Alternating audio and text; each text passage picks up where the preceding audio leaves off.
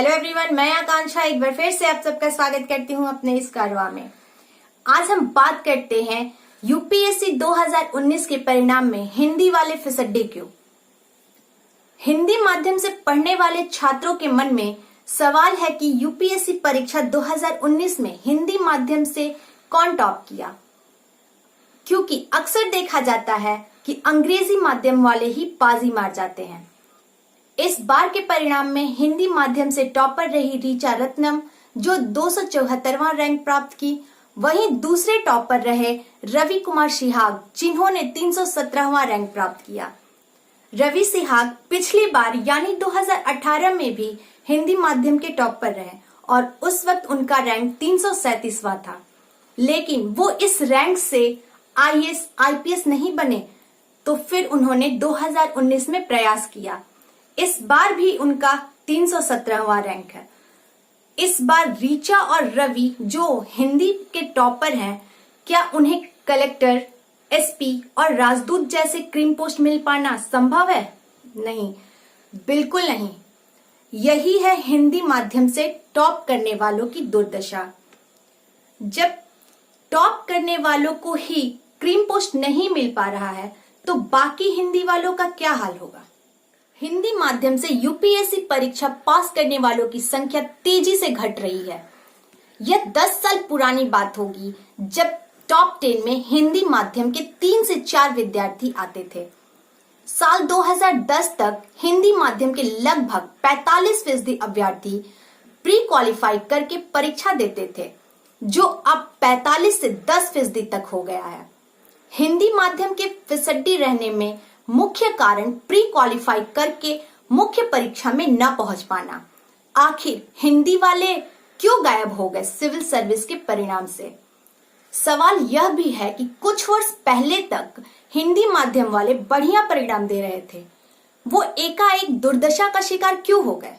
यहाँ बात हिंदी अंग्रेजी वालों की नहीं है, बल्कि मानसिकता की भी है।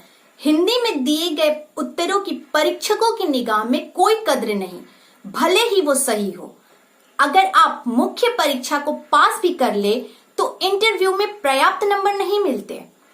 तो क्या मातृभाषा में शिक्षा देने वाली बात मात्र नाटक है? हिंदी वाले को फिसड्डी होने का कारण पठन सामग्री में कमी, अनुवादित पुस्तकें और प्रश्न पत्रों में गलत अनुवाद, परीक्षकों द्वारा हिंदी माध्यम परीक्षार्थियों की अपेक्षा या जानबूझकर कम अंक देना, हिंदी विद्यार्थियों और परीक्षकों की कमजोर शैक्षणिक पृष्ठभूमि, हिंदी माध्यम परीक्षार्थियों का अंग्रेजी माध्यम के अनुपात में कम होना, वगैरह वगैरह। एक तरफ भारत की चाहत रही है कि हिंदी को संयुक्त राष्ट्र की आधिकारिक भाषा का दर्जा मिल जाए, और दूसरी तरफ हमारी शिखर नौकरशाही से ही हिंदी गायब हो रही है। हिंदी को विश्व मंच पर लाने की पहली सार्थक और ठोस पहल अटल बिहारी वाजपेयी जी ने की थी। पहला हिंदी विश्व सम्मेलन 1975 में नागपुर में आयोजित हुआ था, जिसमें पारित प्रस्ताव में कहा गया था कि संयुक्त राष्ट्र महासभा में हिंदी को आधिकारिक रूप से स्थान दिलाया जाए। इसके 2 वर्ष बाद ही अटल बिहारी वाजपेयी जी ने 4 अक्टूबर 1977 को जनता पार्टी की सरकार के विदेश मंत्री के रूप में संयुक्त राष्ट्र महासभा के अधिवेशन में हिंदी में जोरदार भाषण दिया था।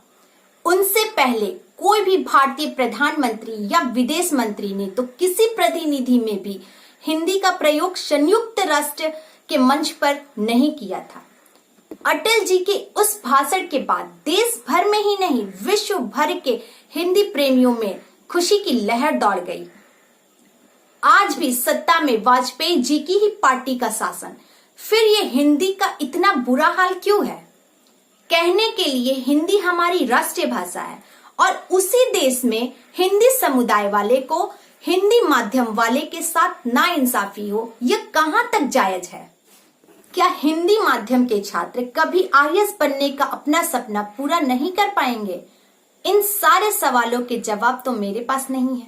शायद नई शिक्षा नीति में गरीबों के बच्चे मातृभाषा जरूर पढ़ेंगे और वह हमेशा के लिए आईएएस बनने का सपना छोड़ देंगे। फिर हम गर्व से कहते रहेंगे, कहो हम हिंदी भाषी हिंदुस्तानी हैं। भविष्य में गरीब और किसान के बच्चे जब हम सभी से सवाल पूछेंगे कि हमें हिंदी किस उद्देश्य से पढ़ाया गया, तो हम क्या जवाब देंगे? ये सोचने वाली बात है। अंत में यही कहूंगी कि बाबा साहेब अंबेडकर को याद कीजिए। उन्होंने कहा था कि जो अंग्रेजी पढ़ेगा वही अपना हक लेगा।